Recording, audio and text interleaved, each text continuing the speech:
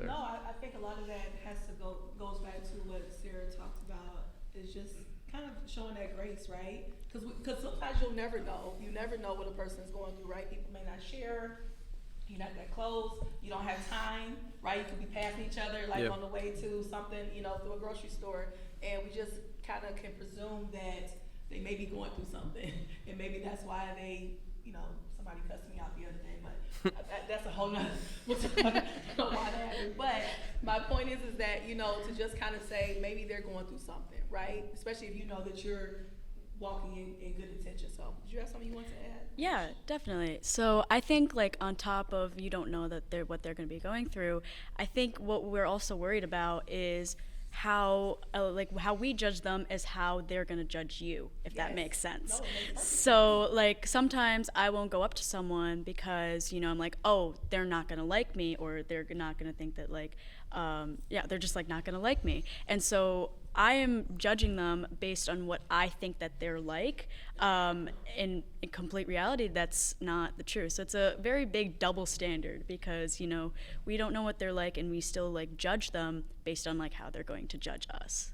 No, that goes back to, that goes to my next question of, does our ego drive this, right? Does our ego drive a lot of this, the different ways that we judge people? And then also sometimes, does our ego drive us where we can't say, I'm sorry, I made a mistake. Yeah. I prejudged you.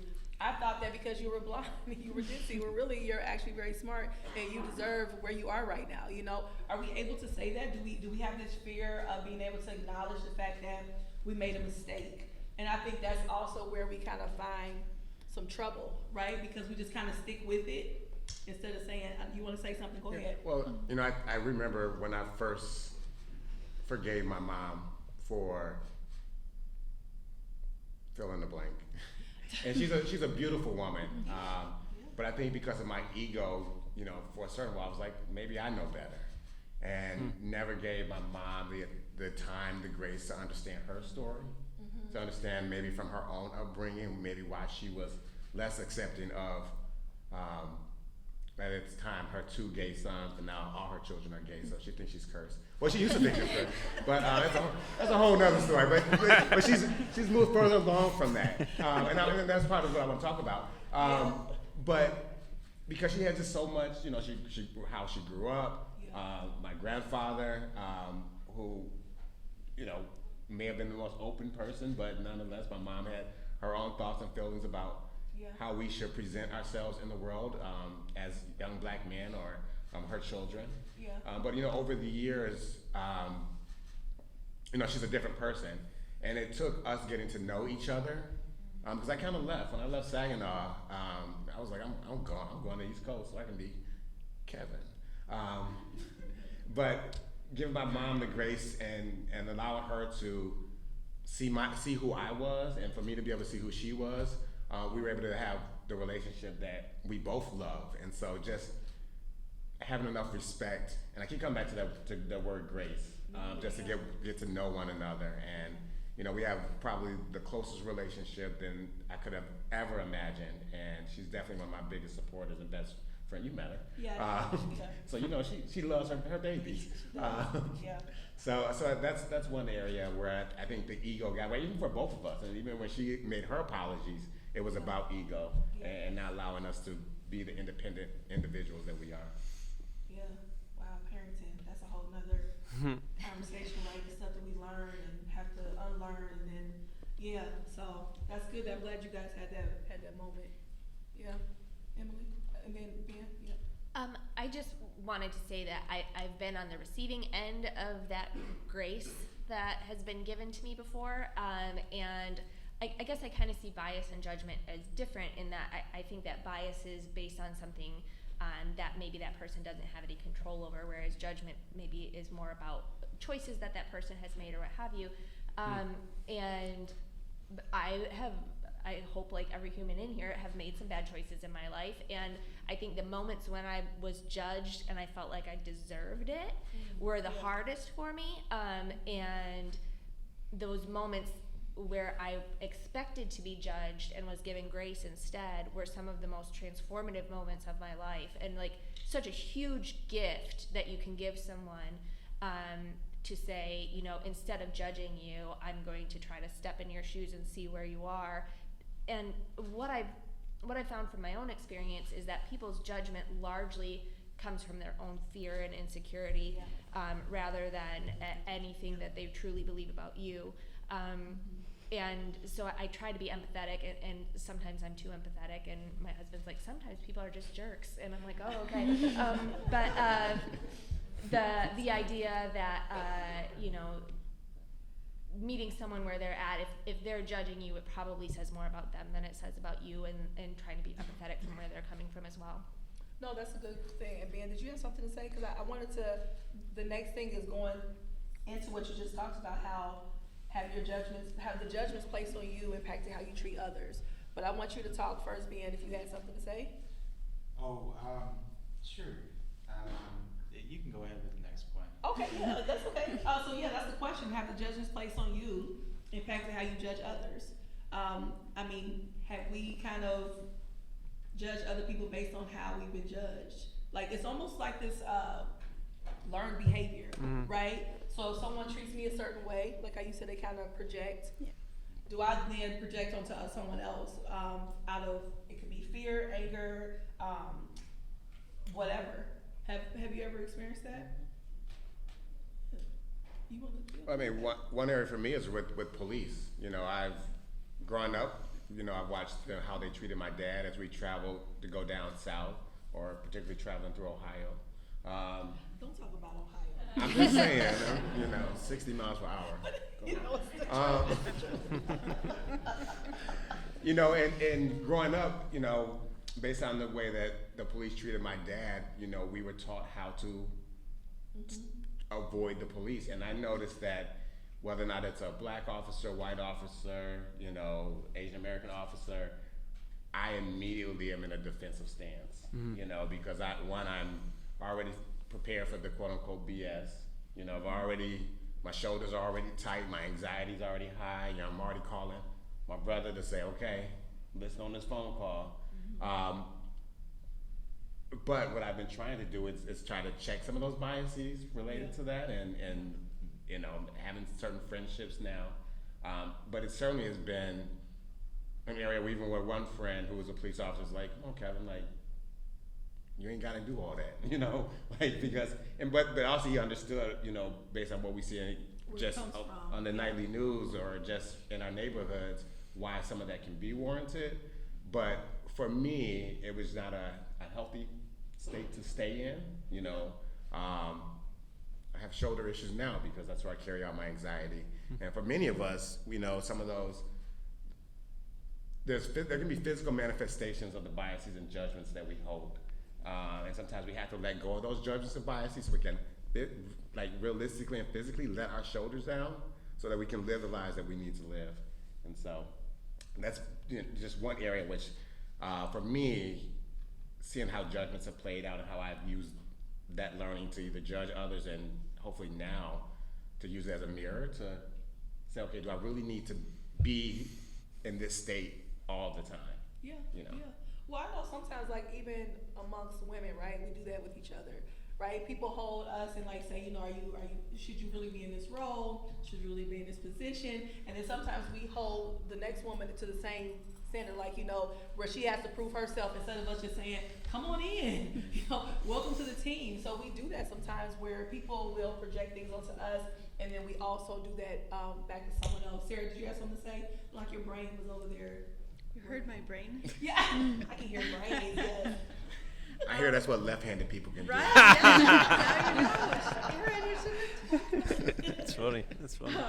I mean, I'm. The answer to your question is the way that others have judged me influenced the way I have judged others. Yeah. I'm sure the answer is yes. Mm-hmm. I can't think of any specific examples other than just like, I'm just gonna anchor back to my experience being a political candidate, where I was just like, I was vilified, and after the 2020 election, I I had to take some time to just heal. Like I was in a serious, really challenging mental health state because of everything that I experienced during the election process. And so I have some perceptions about who that was, who did that. I know names of certain individuals who I will judge for the rest of my life, but also who their friends are. And I'm certain that that I make assumptions, and I try to avoid spaces still where I might interact with folks who I perceive don't like me for that reason. So I know that happens, and I'm not sure if that will ever change. But it's definitely a symptom of how I had been judged. Yeah, I mean, because we do it. I mean, especially like bringing up, political things. Someone tells us who they voted for, right?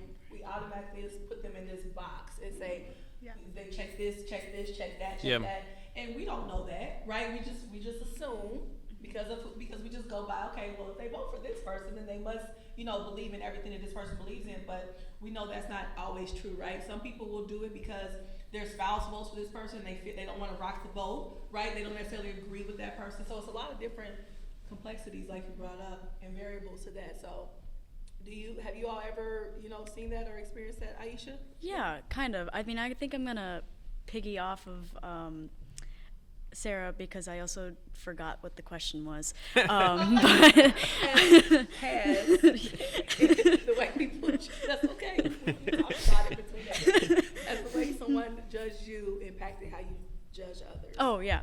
So I think with bias, you can definitely have it for so long that it becomes almost an expectation.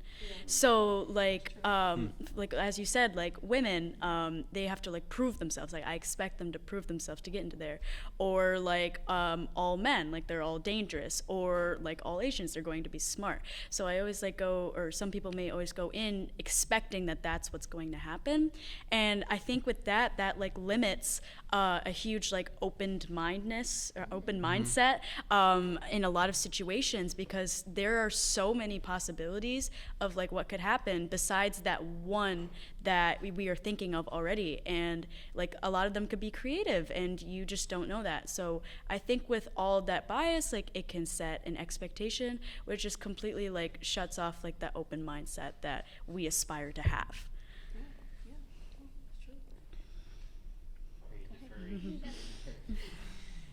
I think having been judged has done a couple things to me personally. I feel like it's taught me a lot of humility, right? Yeah. Knowing that you've been prejudged when somebody doesn't really know anything about you causes you to stop and check yourself for making assumptions of your own, right? But also, I think and I hope that it's brought me to be a more dialectical person. To piggyback off of what Emily was saying earlier, there's gray area, and that's most of the world, that's most people. Seldom are things or people all good or all bad. 9 times out of 10, it's somewhere in between. So I think that having been judged has done that, but it's also given me a lot less F's to give in this world, right? Because I don't really care. At the end of the day, what does your opinion of me have to do with me? It doesn't have any effect on me. You're not going to take my birthday away. You're not. Well, and that's easy to say, right? I mean, it's easy for us to say we don't care, right? Right. But we do sometimes. We do care depending on who it's coming from, right? Right. Yeah. No, and I think here's the thing. There's a healthy amount of F's to give. You should care what your boss thinks, right? And I do. You should care what your child thinks of you to a degree, right? And I do. But as far as somebody's judgments of me without knowing me, I could not care less. And I think that's probably a good way to be. For me, one thing that always comes up is I'm really biased against people with a lot of biases, right? I'm gonna judge you so bad if you are treating homeless people bad. Yeah. Like my biggest parenting flex isn't what kind of clothes my kid wears. It's not how smart he is, although he's fly, he's bright. Is that he knows the name of a man experiencing homelessness that hangs out at the McDonald's by where we live. And he knows what he likes to get to eat. So I think like having these moments of pause and just saying, you know, I've been there before, I've been judged, it gives you some empathy, right? It And you should, yeah. it helps you check yourself. Yeah. No, that's very true. Yeah. Yes. I will leave it there. Because that makes me a little emotional because we in like the last show that we had, we talked about societal expectations and how people judge and how people put these different presumptions on people. And we, you know, I brought up the point about when people are homeless, how we just assume they're lazy and didn't do, you know, but it's people that are homeless that have PhDs that just fell off, right? Things happen. They, you know, may have struggled with addiction and, you know, it's just hard and, or, families put them out, so we just don't know. So I think that what you talked about is really important for, especially if we've been in that position where people have prejudged us, right? For us to take time and try to give other people grace as well, because we know what it feels like. We know what it feels like. And, you know, as I talked about earlier, pretty privilege is a real thing. Like, people really do get away with things based on how they look or, you know, their class, you know, different groups that they're in and things of that nature. So, yeah, so anybody else want to add something to that?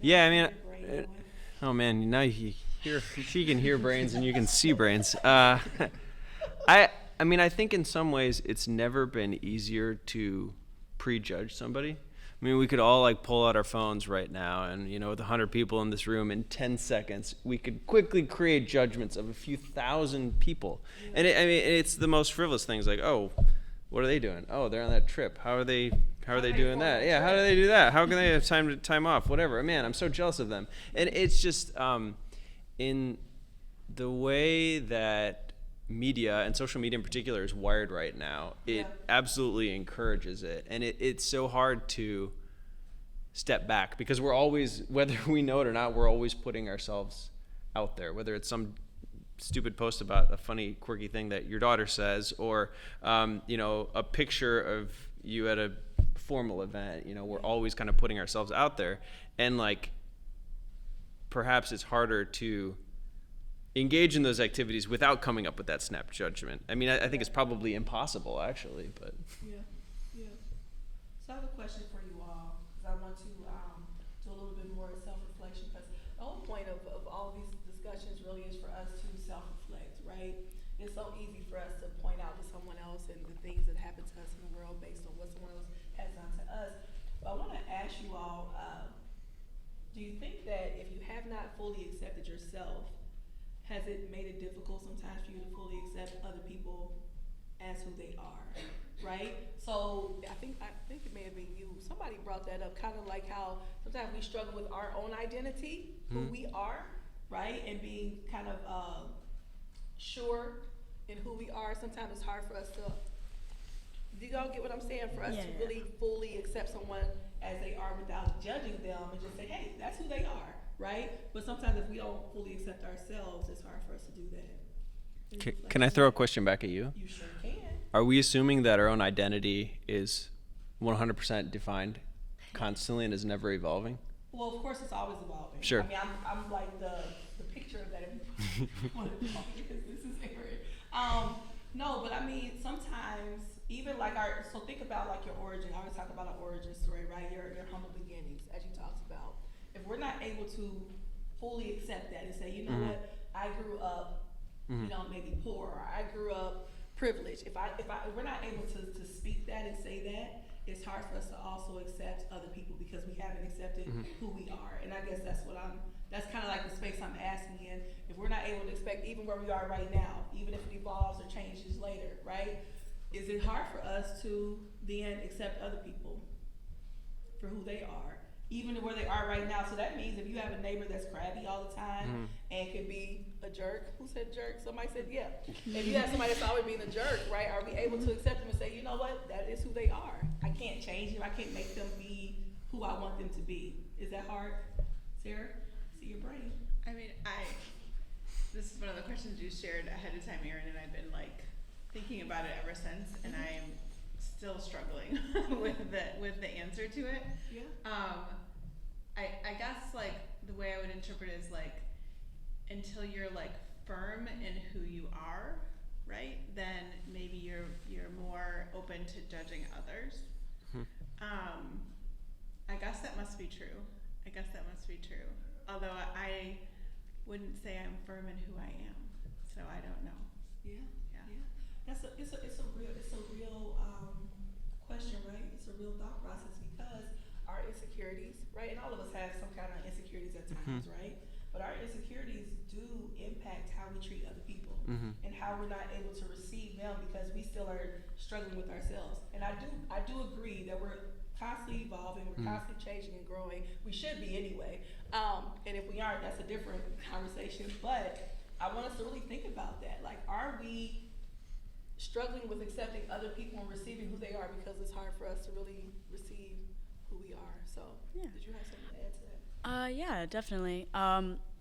I'm still in high school, and so I think a lot of people who are around me are also still trying to like find like who they are, like me myself as well. So I think that for us, it's very easy to judge because or I guess at least accept who other people are because we are still trying to find ourselves. So I think the simple answer to your question is yes. Wait, the question was, we can I'm so sorry. I'm convinced I have, like, pre-Alzheimer's or something. But I think the simple question or answer to your question is yes, because, like, I think also I forget that, like, I assume that once you're an adult, you already know who you are and you already know like your purpose in this world, but that's just not the case for a lot of people. That's just not the case for a lot of people. So I guess on both levels, it is like really hard to accept somebody for who they are because, you know, you go through all of these stages like, wow, I wish that's like what I could be, or, oh, that's not what I want to be. And it's just constantly evolving. So I think it's really hard to accept somebody if you don't even know what you want to be. You know, I think about just some of my early years of coming to terms with, you know, with my own sexual identity. And, you know, for a while, I think I know that I definitely judge myself, and based on that judgment of myself, I think I kind of overcompensated in my acceptance of other people, in that I saw things in them that I was like, ooh, that's bright and shiny, or they got this together, or, you know, all these things that I thought were, that I didn't have in place, or all these things were my insecurities. And so, you know, when I reflected on this question after getting out, and I keep coming back to this same place of wondering for myself, did I, you know, maybe I didn't really accept those individuals because maybe I didn't even give them an opportunity to know who they were based on not knowing who I was. So I just said those were the things that I liked, those were the things that I didn't like in myself. They had those things together, so I felt like I was accepting them, but I'm not sure I was even accepting them. I accepted what I thought in my head that ideal person was. Now, I think another part of that question is, can you really get to know someone if you haven't accepted yourself? And for me, I think not accepting myself put those barriers in because I was too busy judging myself and therefore also judging them based on a false rubric that I created for their life that had nothing to do possibly with who they were. Yeah. How does our judgment and biases impact our well-being, right? How does that impact us, right? If we are walking around angry or, you know, constantly looking at someone and making all these assumptions, how does that impact us? How does that impact, go ahead. Emily, okay, whoever. Rochambeau. Yeah. I think that for me, I almost went through life like being afraid to be proud of my accomplishments or to be secure in who I was because I was feeling like I always needed to apologize for taking up too much space in the room. And so it's been only till recently that I have felt comfortable with saying like, these are the things I have done. Like I guess I struggle a little bit with that imposter syndrome of like, when I list everything out on a resume, I look at it and go, there's no way that was all me. Or am I bragging, right? Or 'Cause am it was I kind bragging? of taught that was called, I'm sorry, I No, talking no, with my hands. you're good. It was like that thing where it's like, am I bragging, right? Yeah, and I think that's especially difficult for women because we are told by society that, you know, maybe our accomplishments are due to other people having helped us get there or what have you. And so it's taken me a long time to be able to own my own accomplishments and own my successes and the things that I'm proud of in myself. And that in turn has affected my self-esteem and my well-being.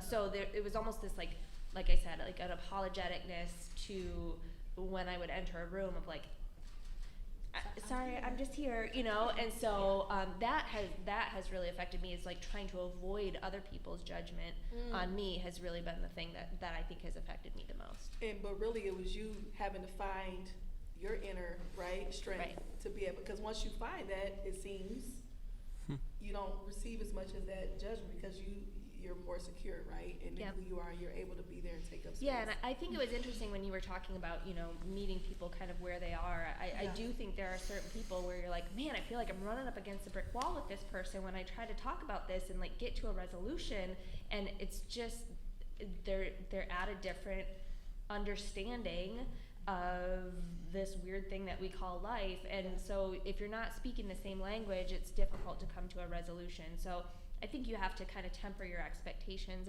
from different people based on their own experiences and what have you, and not everybody is at the same like level of understanding, and so it can be difficult to come to common ground sometimes. Yeah, or different experiences, right? Because I mean, we could be at a certain level, right? But because my experiences are different, we just see it differently, and sometimes that's okay, and we have to be okay with that sometimes.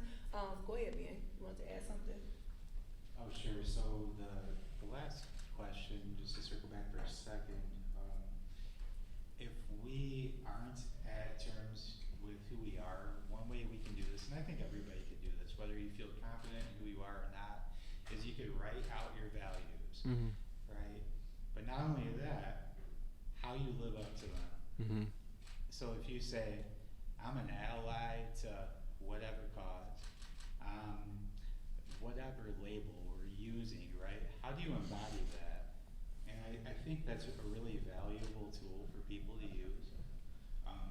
But also, I took your question as, I don't think that we can truly accept others and be empathic if we're not healed, right? That's a real barrier. It's not whether or not we've accepted ourselves.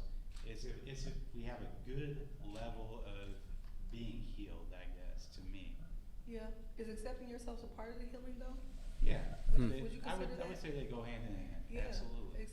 Kind of like that, accepting where you come from, right? Who you are. Your parents. I mean, it's a lot of parts to us that we may not always be proud of, right? You know, I have plenty of people who tell me, you know, like kind of like what you mentioned, Emily, that they're, you know, a friend to me or ally to me, right? But they grew up in a very racist, you know, environment, but that's something they have to acknowledge, that is something that is a part of their fabric, right? And then it's what you do with it, how you learn, how you grow. We're going to get to some audience questions. I appreciate the panel. The audience are going to ask some questions if they have any, and we will talk. I'm going to leave us with the panelists and you all with some questions very quickly, just to think on and reflect, and then we'll have our panel questions. Do I know why the person is doing something from their perspective and not mine, right? Because sometimes we judge people based on our own perspective. Have I sought to understand that perspective by asking questions and listening to the answers without preconceived notions? Am I aware of my own biases that may contribute to my snap judgments? Do I have the full context of the situation or just a snapshot?